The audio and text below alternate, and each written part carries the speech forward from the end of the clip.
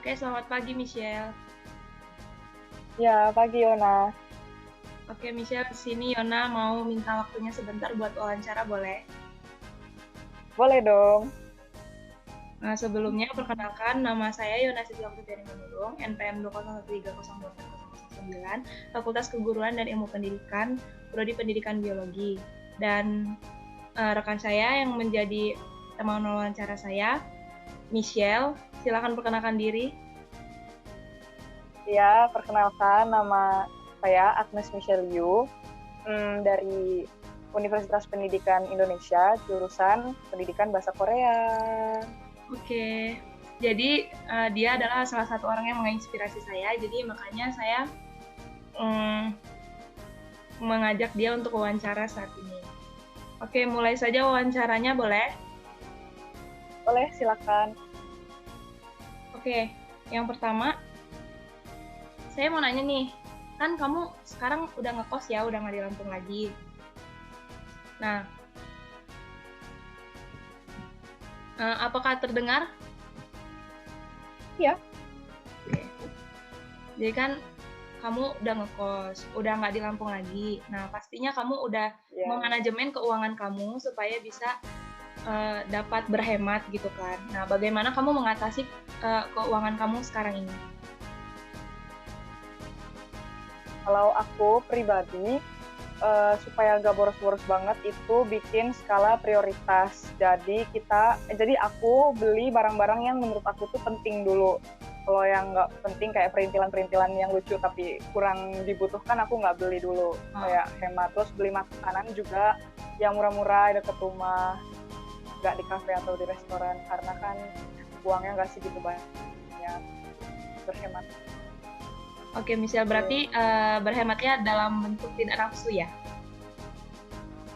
Iya, meskipun sulit tapi harus diterapkan. Oke. Karena udah jadi anak kos ya.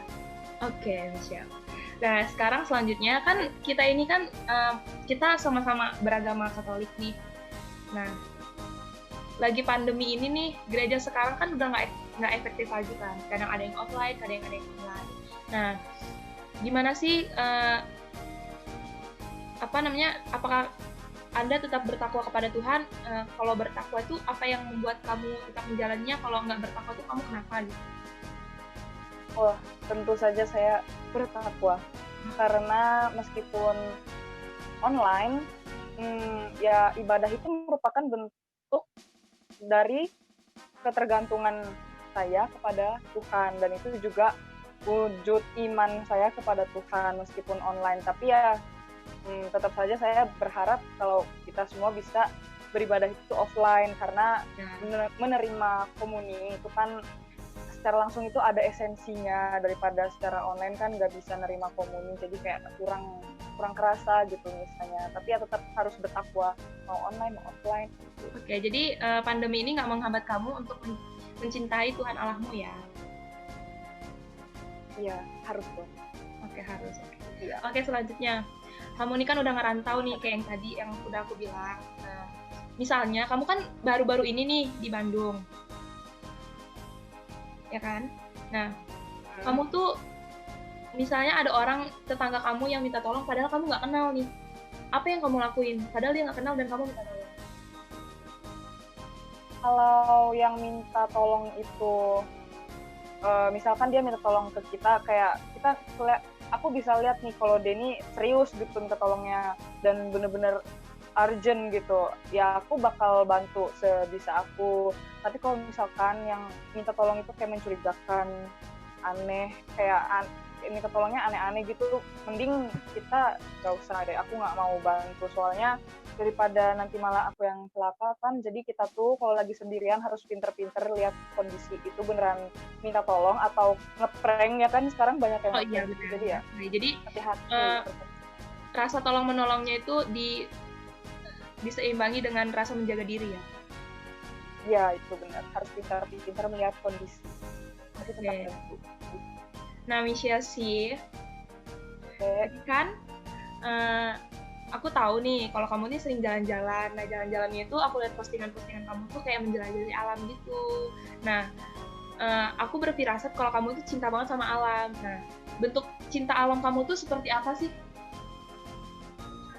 Bentuk aku cinta alam, terutama alam Indonesia, Ya. ya aku suka berwisata tentunya, terus aku juga tetap menjaga kebersihan lingkungan alam itu, karena kan aku punya tanggung jawab sebagai orang Indonesia yang menjaga dan melestarikan lingkungan dengan cara ya sederhana aja, misalnya nggak buang sampah sembarangan. Kalau misalkan lagi di alam kan jarang ada tempat sampah tuh. Ya Iya. kalau misalkan kita ada sampah, taruh dulu di tas gitu, nanti tunggu kalau ada tong sampah baru kita buang. Jangan buang sembarangan, karena kan cintailah alam Indonesia. Gitu. Oke, terima kasih. Dan Bersih. selanjutnya, eh, mungkin kan selama perkuliahan ini mungkin ada diskusi entah atau apa. Nah, saat terjadi perbedaan pendapat ketika sedang bermusyawarah dalam diskusi pelajaran, berkelompok, atau semacamnya, biasanya hal apa yang kamu lakukan untuk mengurangi resiko terjadinya perselisihan? Kalau dalam diskusi itu pasti perbedaan pendapat itu pasti ada. Nah, caranya ketika ada perbedaan pendapat dari teman itu, ya kita tetap dengerin dari dia. Siapa tahu pendapat kita juga ada yang salah. Kita juga ikut introspeksi diri, dan kalau ada yang berbeda pendapat sama kita jangan dicela, tetap dihargai karena setiap orang kan punya pemikiran yang berbeda-beda. Oke, jadi kita harus mengoreksi diri kita juga ya. Ya, jangan menganggap diri selalu benar. Oke, ngomongin masalah tugas nih. Untuk mengejar deadline, kayaknya kamu rajin nih. Gimana sih caranya dengan tugas yang numpuk ini kamu bisa ngejar deadline dan mengumpulkan tugas yang sesuai dengan jadwalnya gitu? Kamu nggak pernah telat deadline kan? Kalau tugas belum pernah, tapi kalau UTS pernah, hebat kan? Oke, nanti tanya tugas. Telat berapa menit? Oke, kalau tugas, supaya kita nggak telat ngumpulnya, itu kita kerjain dulu dari deadline yang paling mepet. Tuh. Kalau bisa sekarang, kenapa harus besok? Oke, quotes yang bagus, supaya, Michelle. Iya, ya begitu ya. Kalau bisa sekarang harus besok dikerjain biar besoknya bisa main gitu kan. Kalau tugas sudah selesai kan hatinya tenang. Tuh. Oke. Dan dilihat-lihat nih selama wawancara, kayaknya kamu gembira selalu ya. Nah, sesuatu hal yang membuat kamu bergembira secara sederhana seperti ini, itu apa gitu? Jadi yang membuat aku bahagia, yang pertama harus berpikir positif. Karena kalau dari pikiran kita aja udah negatif terus, gimana hati kita mau gembira ya kan? Jadi selalu menilai sesuatu dengan segi-segi yang positif. Ketika ada masalah, coba tenang dan pikirkan hikmahnya. Segala sesuatu pasti ada hikmahnya gitu. Jadi kita bisa bersyukur dalam segala kondisi. Nah, ketika kita bisa bersyukur, hati kita akan menjadi bahagia dan damai. Oke, wah, bagus sekali Michelle kata-katanya.